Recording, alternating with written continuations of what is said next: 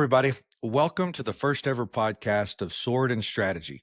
My name is Paul Paris, and with me is Josh Holmes from Stone Table Advisory Group. And we're here to talk to you about all things leadership. Our first series we really want to talk to is Leadership Unedited. So, why even listen to two dudes with a big beard and one with kind of a beard?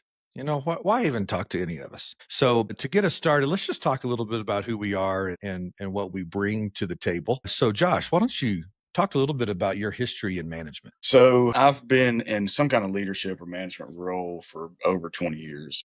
Dang. And it Just always kidding. kind of felt natural to me. But I started out in a leadership role at the YMCA.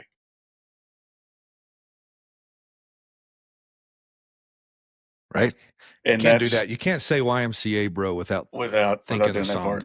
Actually, never participated in doing that song while I was at the YMCA, believe it or not. Oh, but I jumped into a leadership role or was kind of thrown into one, really, I guess. It just felt good. Like it felt like that was where I was supposed to be. It felt like that was a God given gift, if you would, leading people.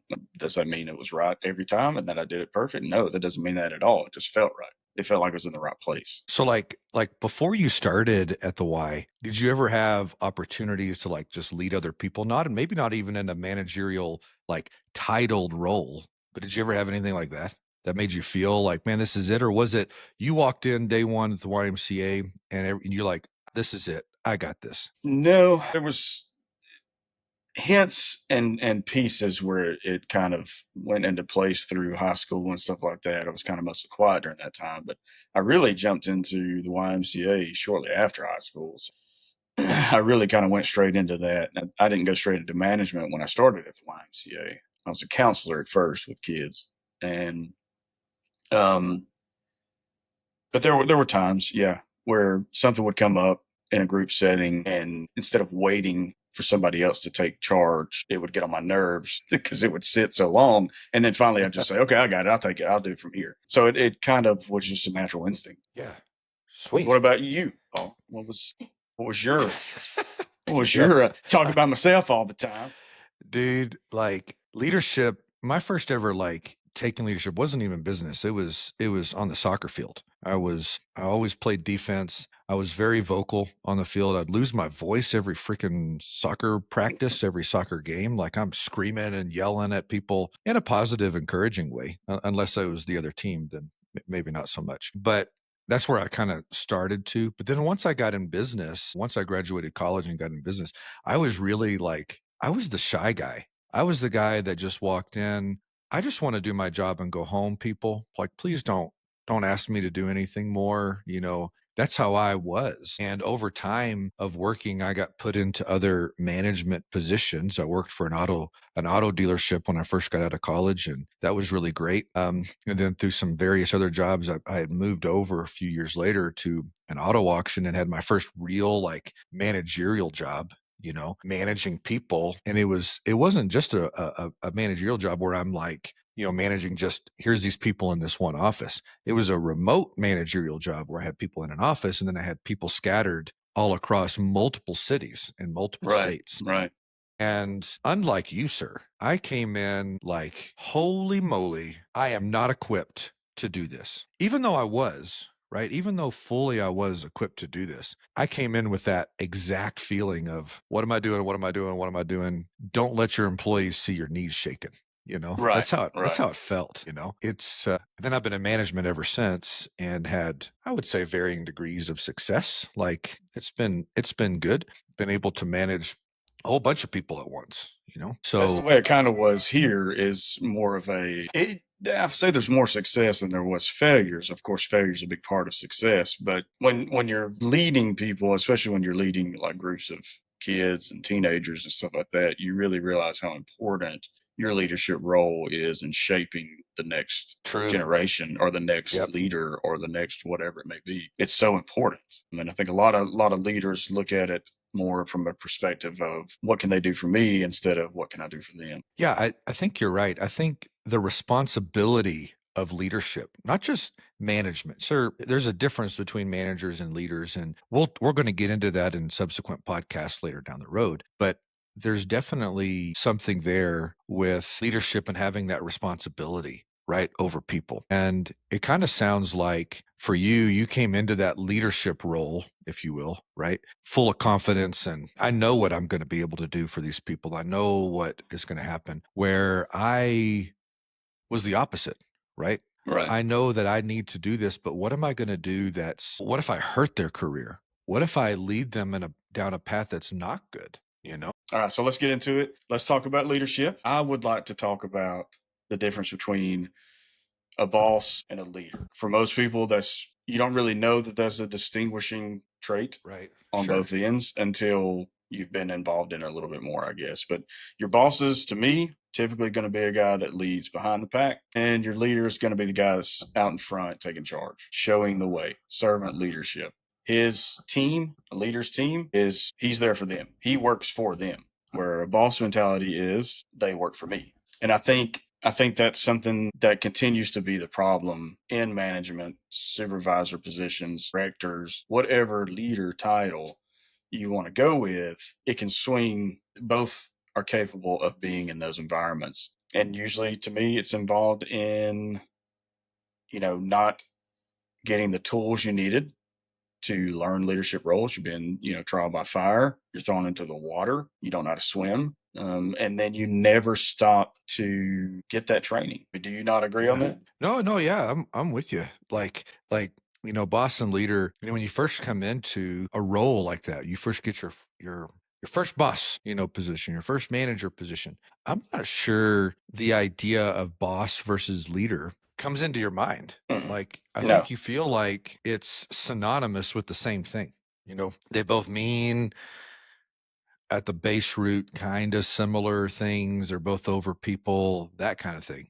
But I don't think that I agree. I think when you come in to it, especially as you do the whole like sink or swim thing, right? And I think Right. I think Right. man, like so often, like our managers out there, doesn't matter which industry, doesn't I think that so many people just get thrown into those manager positions. Like they sometimes can earn it through promotion and that Right. happens and woo, yes, but there's other times when, hey, you know what? You're our best sales guy. I bet you make the best manager around. We're just going to throw you in, right? Or maybe you're an employee that looks around and goes, man, this isn't being done, and this isn't being done, and this isn't being done, and nobody's leading. What the Well, and heck? Why that's why don't I do it? You that's know? kind of the fault I think a lot of companies make too, is that the one you touched on right there, where it's you're a great salesperson, you'd make an excellent manager. Oh, sometimes players cannot be coaches. That's just the way it is. Whoa. Sometimes that guy or that girl is a sales person. That's what they're good at. That doesn't mean they can lead people.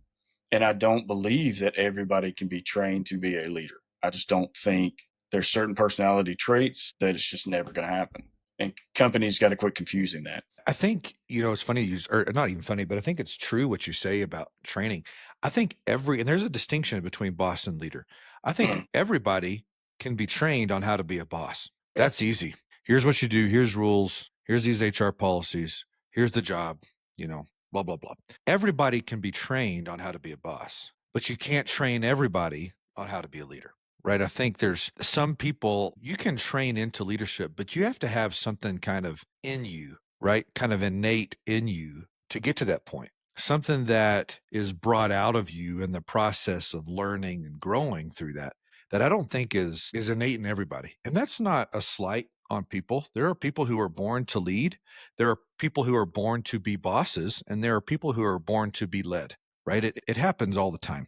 Mhm. And understanding who you are in that scheme of things is only going to help your career grow. If you know that, you know what, I don't have it in me to lead people. Like, that doesn't feel good. I don't like how that operates. I don't like the responsibility of that. Then you know what? Let's not be a leader then, right? Let's not be a boss then. Let's just do our job and go home. There's nothing wrong with coming to work, doing your job, and going, man, job well done. I'm going home and I'm kicking it. Right. Right. There's nothing wrong Like with being a nothing model wrong with employee. that. There's a different calling when you're called to be a boss or a leader than Mhm. that. And not everybody has that. And that's perfectly fine. We need all types of people. And then bosses, right? There are people who can manage other people. They're really good at managing processes here, managing to numbers. You get a lot of bosses that manage Right. to a number, right? Right. But leading is an entirely different thing. And you can lead from the front, you can lead from the back. There's a whole bunch of different things that I can't wait to explore with you. But it's such a vast topic, we're talking about here with leadership. You know, It is. when I came into leadership, I came in as somebody who didn't feel like they had the tools to be more than the guy that just punches in and punches out. And see, my journey into leadership was here to go do this, and it felt like that was where I was supposed to be. Not to say that I made every right decision every time, because no, you only succeed through failures. That's the Sure, way it works. no leader's But perfect. I was tossed into the water without knowing how to swim, not literally, but metaphorically, as far as leadership goes. The company had a need. I was the guy there. I got thrown into it, and it felt good. It felt right. But I still had to do something which I think every human being should do every morning is self reflect. As a true good Whew, leader, that's hard. you've got to self reflect, right? And Right. you've got to be willing to say, I'm not doing something right or I'm capable of doing something wrong. Otherwise, you start teetering into that boss side where you're like, I'm the man, I'm the manager. Nobody's going to tell me how to do this. I already know how. That's not good. That's not a good mentality to have. That's not a good Right. viewpoint. Well, and I think, like you said, so you came into it like I already feel like when I had to step up into a leadership role, a boss role, it felt right. Like I felt I'm equipped to do this. I know how to do this, right? Where for me, when I got my first manager role, where I had people under me, right, where they were looking up to me, I remember going into that office the first day so nervous that I was going to make every kind of mistake in the world, and that immediately my employees were going to be like, "Man, this guy's a doofus. Like, how did he get in charge? Doofus. You're a What a doofus. doofus." Like it felt like that. And I remember getting in my car after the first day, trying to keep my knees from hitting each other, out of nervousness and going, I made it. I remember driving home my first day as a manager and going, I made it. I made it. Right. Because I didn't believe in myself that I had the abilities to lead or to manage. That had to come out. There had to be growth there. Mhm. And so I started in a place not of confidence and strength. I started in a place more of kind of fear and anxiety. And oh my gosh, I've got these people that now look to me. And interestingly, like for me, it wasn't like, am I going to tell them the right things? Like, am I going to help the company achieve their goals? What was more concerning to me was, am I going to do something that's going to hurt my employee and make their life worse? You And know? that's kind of where you get into that role of, to me, that's what made you a great leader. That's what caused you to become a great leader is you were more worried about your employees than am I going to do the job right and make my boss happy. And that's where we get into that kind of murky water of the thinking and the mentality of, I've got to please my boss, I've got to please my boss, I've got to please my boss. No, you've just got to do a good job. And if you've got a team of people and you're coaching, teaching, training, you're there for them, you're showing up, you're following through, you're doing what you say you're going to do, taking care Yeah. of them, they're going to build a solid program for you. They're going to take care of you because you're taking Right. care of them, No, and they'll I stick agree. around. I mean, that's the big part. Yeah. Yeah. I mean, you hear it said all the time that employees don't leave companies, they leave managers, Right, right? right. And I have found that to be so true. Like, Mhm. even for me, if there's a company I do not like, but my manager's a pretty cool dude or pretty cool girl, lady, woman, not trying to be weird here, anything like that, a pretty cool human, let's Pretty go cool with that. human. It's Pretty a cool human. human, regardless of what they are. Like, I'm gonna wanna be there longer. A good manager that you feel good about, that you feel has your back, that you feel is leading you, man, like, you wanna work for them, Mhm. even if the company's bad. But if the company is great, man, this is a cool company, but my manager is trash, right? I'm looking at the first ticket out of there, Right. And you know? another mistake that those kind of managers do, and this reflects that directly, is, hey, I've got this one guy on my team. He's pretty solid.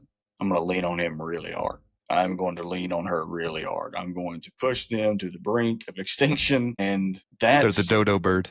Right. That's a terrible leadership style. Is I can't either I got to do it myself or I've got this one person on my team that's really good. I'll just make them do everything. And when you're doing that, first of all, that's one of those moments where they'll leave that company. And then you have all these other people on that team that you don't ever know what they're capable of because you didn't even give them a Gosh, chance or a yes. shot. And you're using a hammer to cut wood and a saw to hammer nails. You've got to make sure you're utilizing the right person for the right task. Yeah, that sounds difficult. I have a It is. terrible mental image of that. But no, I think you're spot on, man. Like managing people like that, there's a distinction between micromanaging and delegation and Mhm. leaving people to their own. Like there's so many different management styles out there and we'll explore those later on. It's really interesting. And not everybody reacts the same way. I think that's one of the things that managers struggle with, right? Mhm. Something that I had to learn early on was I have a group of people in a room. They're all doing the same job. So, in my mind, when I first started, they must need to be managed all the same way. They've all got the same goal. They've all got to get to this same spot. This is how we do it. And everybody needs to do it this way, right? I need to manage everybody Right. the exact same way. And oh my gosh, that's so far from the truth. Mhm. It's not even close. You could have 2 people that sit right next to each other doing the same job, have the same goals, but if you micromanage one, they're gonna turn from you. They're gonna be like, "This is too much, I don't like this," or maybe the other one actually needs you to micromanage them, Right. right? That's a big fault that a lot of managers do. A lot of managers, leaders, whatever you want to call it, will take that route of I want to treat everybody exactly the same. That's great in fairness purposes, rewards, bonuses, discipline. Everybody needs to be treated the same way. However, your teaching and coaching needs to reflect the way they learn. And if it doesn't, then you're just bashing their head against the wall and they don't know why. Yeah, it's when you study people as a manager and you get to know people, it helps you become a better leader. It Mhm. helps you become a better manager. But that actually requires discipline from the manager. It requires you to actually spend time investing in the people to get to know them, right? You can't do that just show up and do your job and I see how you perform and let's go. It means actually getting to know your people, And it you means know? getting down in there with them in the ditches and digging yourself. It means working beside that person to get to know them. Is one of the ways that I've learned is the best way to relate to somebody, especially somebody that doesn't usually talk to you on the side or come to you with anything. You get down there and start working with them, you'll start to understand where they're coming from, what kind of perspective they have on the job, on the company, maybe what's going on in their life. These are all Yeah. key parts to being a great leader. Yeah, and like you said before, right? Some of us feel natural when it comes to stuff like that. Mm, I know for me, coming in, like I said before, kind of fear, kind of anxiety. Am I going to screw this up for this person? Right. It was harder for me to understand that.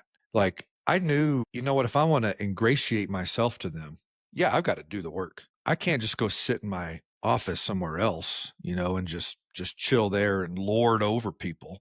That's not going to bring me anything. That's not gonna help me understand my people. But it mhm, was like my first managerial job, full-on managerial job, have 10 people in this office, and my boss ditched me for the first week, was gone. "Hey, figure it out. You got this, bro."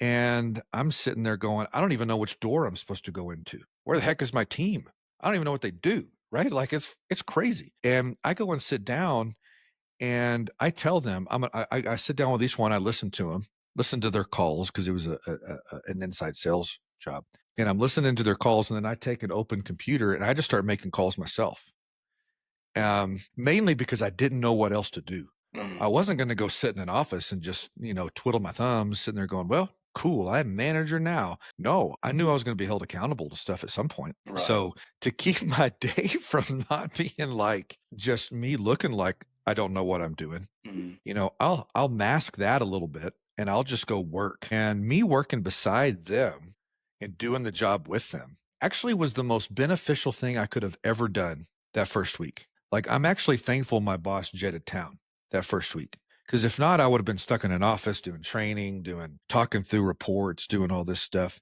When really I needed to be there with my mhm, people. They needed to see that I wasn't just a dude that's going to sit to the side and tell them, great job or you're terrible. And I think in a lot of their experiences, it was, you're terrible. People don't get enough praise in their jobs, I don't think. I don't And either. so sitting there was like life altering for me in leadership, you know? And I'll say this as a guy who doesn't really care about the pat on the back, that doesn't mean that the pat on the back doesn't feel good.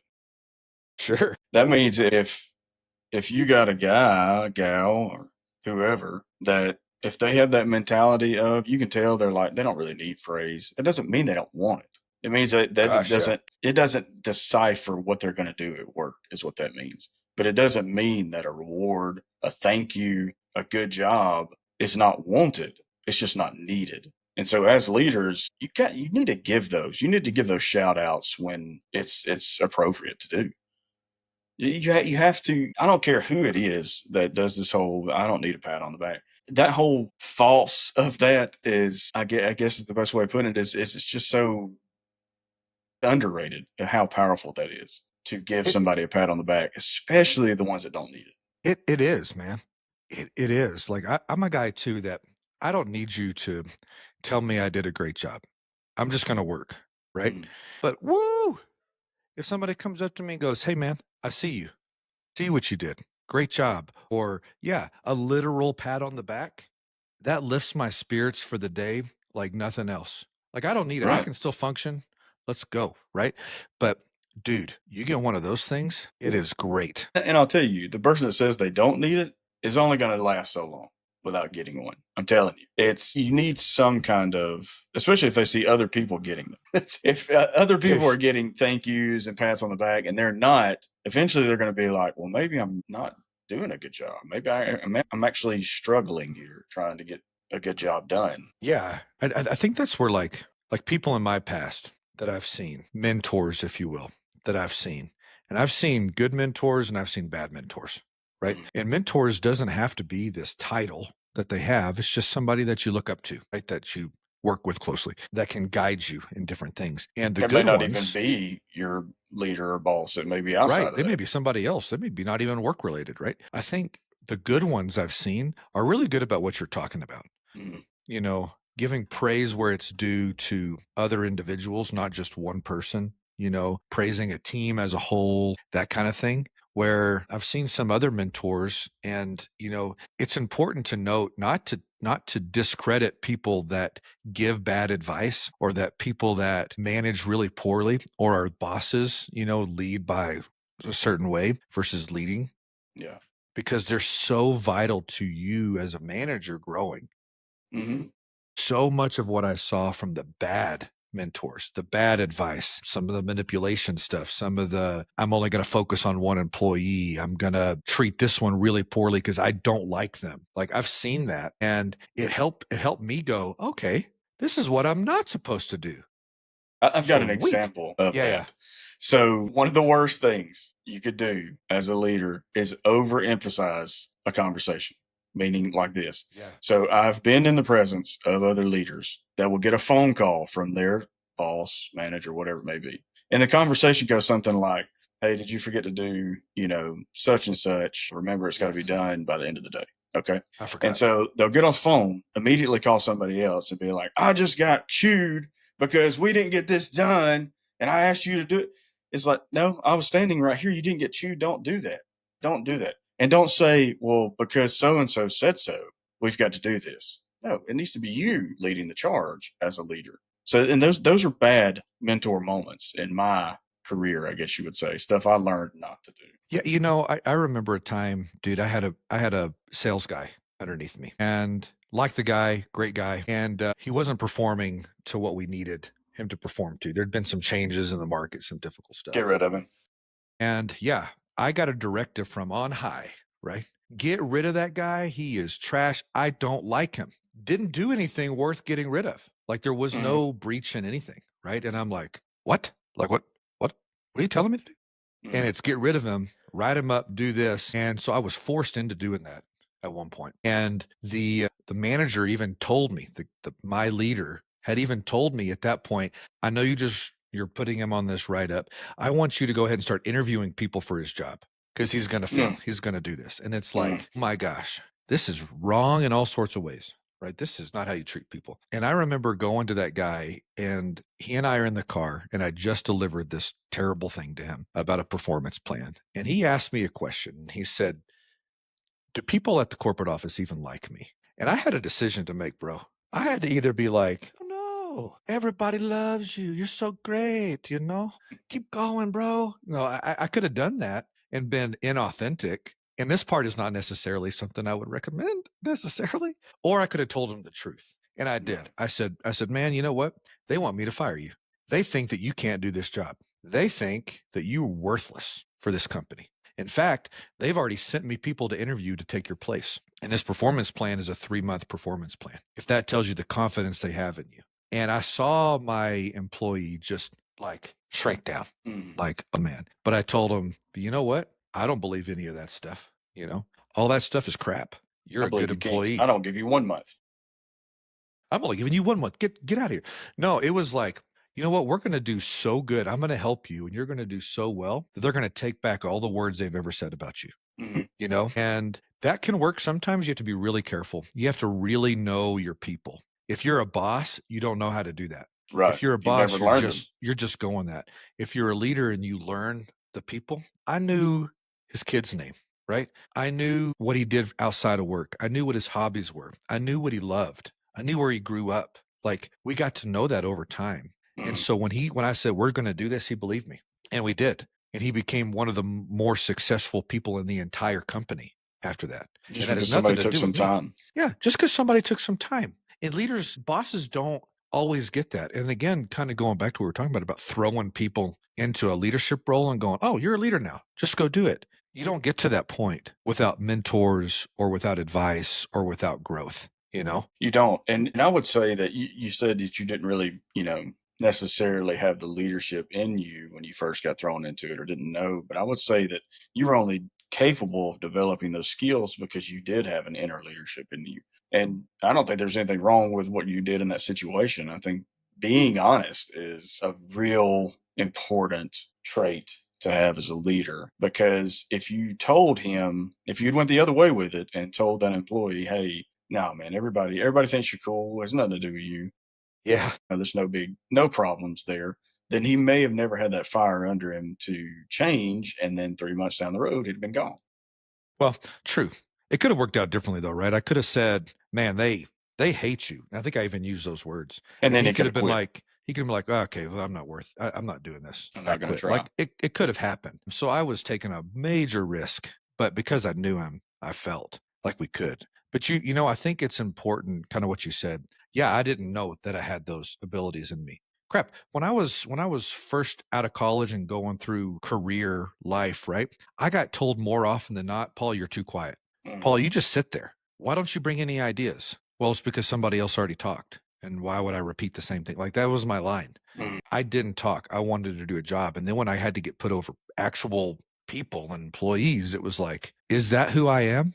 Am I the guy that just sits in the corner and listens? Or do I actually have something to contribute? Hmm. And there was something inside. It was a friggin' like surrounded by a whole bunch of crud that had to get, chiseled away, you Yeah, know, yeah, but it's there. And I think if we take the time with managers and help them, I think there's so many more that can realize that potential than are able to today. right. And I believe that doing something like this, we're able to pass on what we've learned and maybe help somebody along their journey. Maybe they're new into leadership. Maybe they're old in leadership and they want some new skills.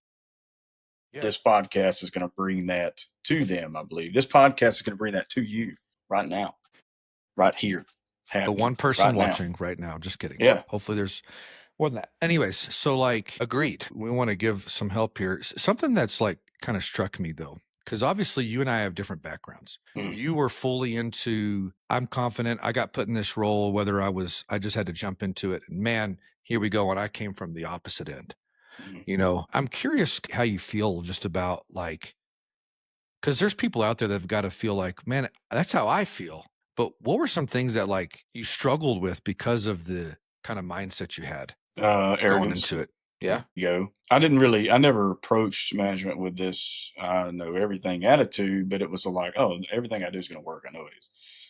And that's not the case, obviously. Talking with people, how to give constructive criticism in the appropriate manner, because I could deal with conflict management. Conflict management being, an issue arises, there's a conflict. How do you manage it? It's in the name. But for those who don't know, so being younger, jumping into that role, temper is part of the How old were ego. you when you I started your was first manager role?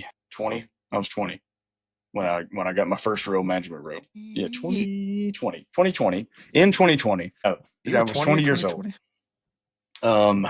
When I got thrown into management at the YMCA as a director. It's conflict management with me was tough because I had a arrogance and a temper about me. Not that I knew everything, but more of a, how to talk to people during conflict management, how to de-escalate situations, how to, it was more of a, that's for me when it would hit that moment where, well, it doesn't matter. I'm telling you what to do. We're going to do it this way. So whether you like it or not. And so I had to work Clear the through highway. that of how, yeah. And it was kind of that way in the beginning. Yeah. So just because the role felt right doesn't mean I did it right every day. So, and that was probably the biggest one, conflict management for me. My ego and arrogance got involved at that young age. Not to hate on baseball players, but I was a baseball player, and you get that baseball players have an ego and a confidence about them that sometimes goes too far. Sorry, Shout baseball out to all players. our It's just the baseball way it players is. out there. Yeah, it's Yeah. just the way it Um, is. You always that's know a probably true baseball player for when you talk to them That's probably true without though knowing for them. any sport at a high level, like athletes that play. There's some very like humble, chill athletes, right? Mhm. That, but then there's others that may not be, that way. So it's probably true for more than just baseball. But yeah, I had the opposite.